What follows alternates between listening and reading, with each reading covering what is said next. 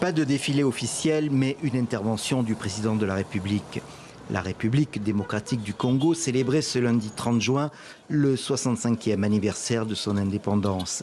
De fait, cette commémoration intervient alors que le pays est toujours en proie à l'instabilité et l'Est occupé par la rébellion M23.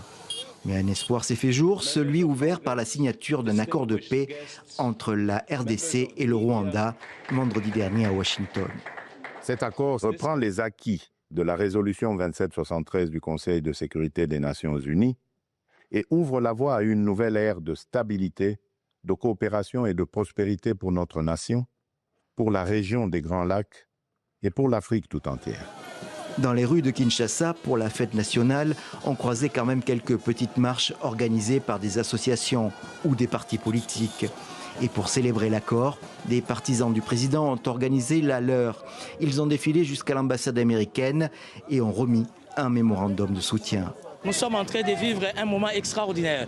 La République est en mouvance. Vous remarquerez que dans tous les 4 coins, plus particulièrement dans la capitale, il y a la jouissance totale.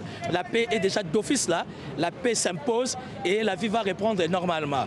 Pour d'autres, la situation est plus sombre. 65 ans, c'est l'occasion de faire un bilan et pour eux, il n'est pas bon. Le pays est par terre. Est-ce que même nous avons raison de parler de 65 ans d'indépendance à cause de notre élite qui a failli à sa mission? Nous n'avons même pas raison de fêter parce que nos mamans, nos papas sont dans la nature à cause de guerre. L'opposition politique reprend les mêmes griefs. C'est le cas de Toussaint Alonga et son parti Les Transformateurs. Ils se sont rangés derrière une ex-grande figure du parti présidentiel, Jean-Marc Kabound, devenu aujourd'hui un opposant farouche.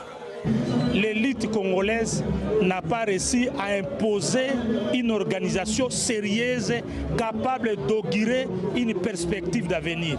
Kinshasa était très calme en ce jour de fête nationale.